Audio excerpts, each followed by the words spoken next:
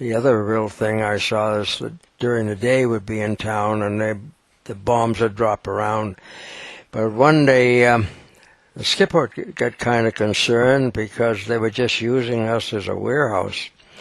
And the V2s were coming in more and more into our area. So he took his hat in hand, his briefcase, and he went off to the port director's office.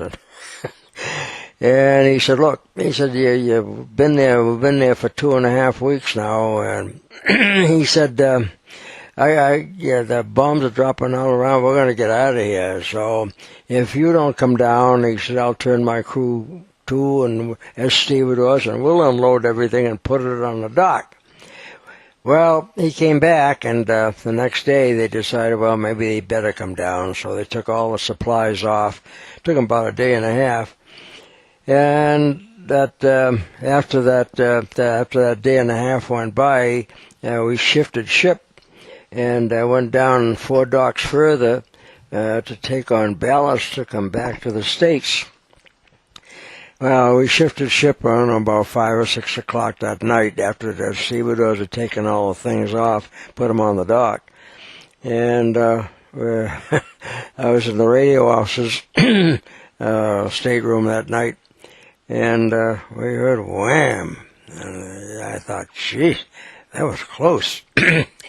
So the next morning, the radio officer and I went over to see where we were, and there's this big crater. And the V2 had struck right in our supplies, or all over the place. And the crater was, I don't know, might have been 6 or 7 feet deep, and a diameter probably 12 feet. And there was a poor Belgian there in his blue dungarees, and he was taking all the dunnage and piling it up on his wood pile.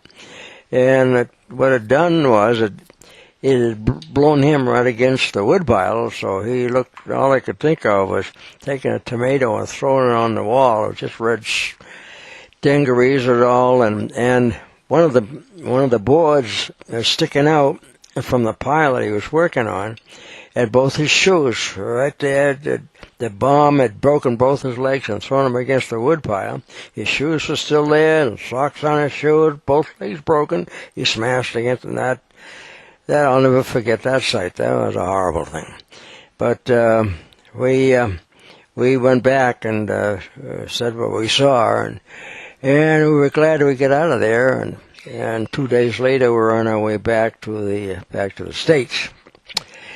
So that was but Antwerp was a beautiful city, and we enjoyed going in and visiting while we were there. We had plenty of time. We had three weeks.